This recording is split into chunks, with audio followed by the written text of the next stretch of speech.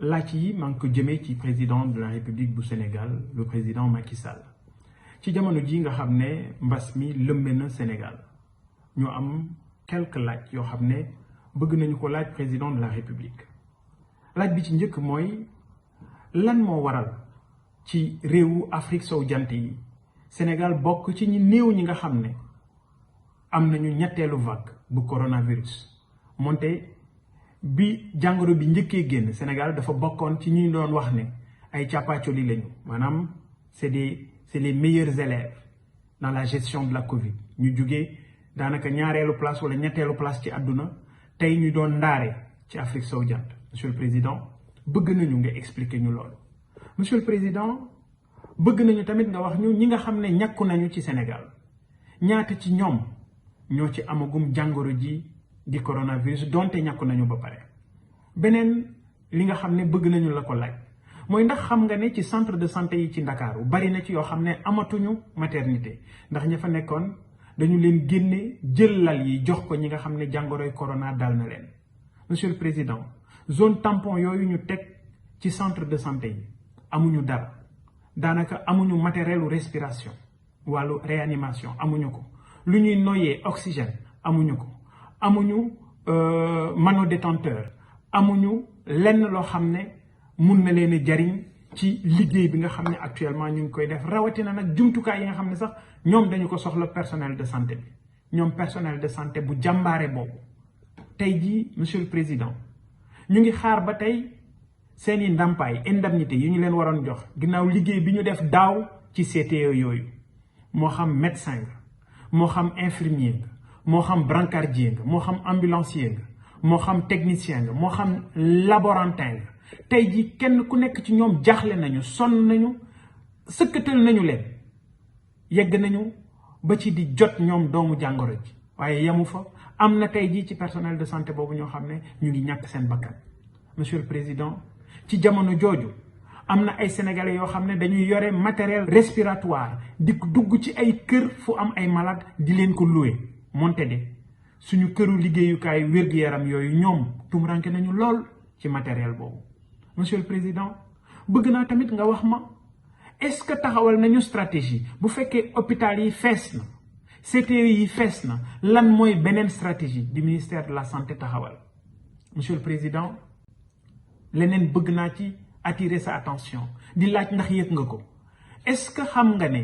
chiffres yi ñuy jox saa su ne bis bu nekk ñu ñuy jox ay chiffres est-ce que xam nga chiffres yooyu du chiffre démb nit ñu koy gëmloowee parce que laboratoire bi yore wàllu délivrance su test yooyu laboratoire bi day am retard daanaka une semaine ba ci fukki fan nit mën na koo def du jot li nga xam ne moom moo di wàllu résultat wu test Covid am. Monsieur le Président ndax da nga yaakaar ne nit ñi gëmuñu feebar bi ah kay nit ñi gëm nañu feebar bi waaye nit ñi dañu gëmatul kaddu yi nga xam ne dafay jóge ci ay kilifa te saa su ne kaddu bu jibee rek daal di waroog ba ca des moo tax nit ñi gëmuñu li ëpp ci li ñu leen di wax ci wàllu feebar bi. Monsieur le Président ndax jàpp nga ne CTE yooyu ñu doon dalal ñi yor jàngoro ji di ay barab yu ñu aménagé woon bëgg naa président nga wax ñu lan moo tax ministre bi daal di koy tas dindi matériel bi moonte de ci weeru novembre atum 2020 organisation mondiale de la santé avertiroon na ñëpp di leen wax ne dina am 3e vague waaye du fa yam dana am sax 4e vague kon lan moo tax ñu dindi matériel yooyu nekkoon ci centre CTE yooyu. Monsieur le Président jamono bi nga xamee ne yëf yi ci la gën a metti dañu gis ministre de la santé ñu ko wër ñëpp ñenn ñi toog seen roq ñeneen ñi dem seen yoon mën nañu ci lim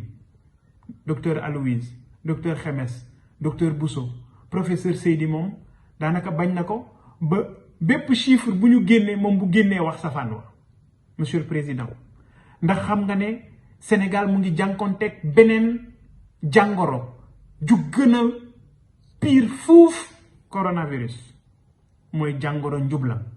jàngoro corruption jàngoro njuuj njaaj fii ci Sénégal ndax xam nga ne Monsieur le Président liggéey yi ñu doon def saytu ko ci comité force Covid-19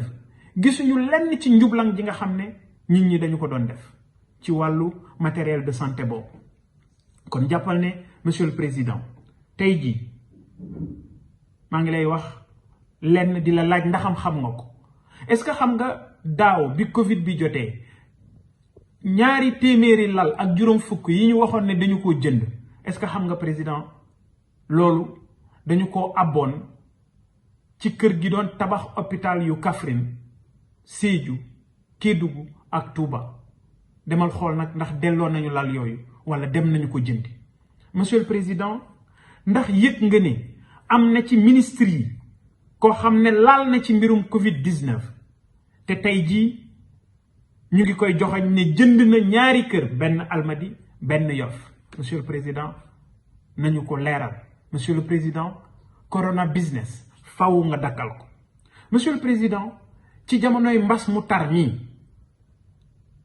ministère des finances signé na benn convention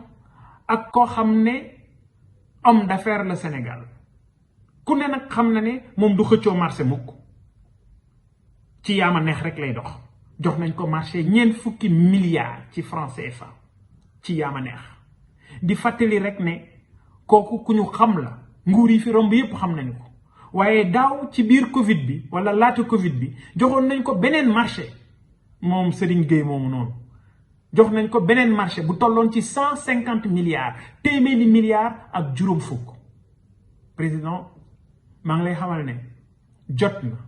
nga dakkal njublang njuuj njaaj wuruj ak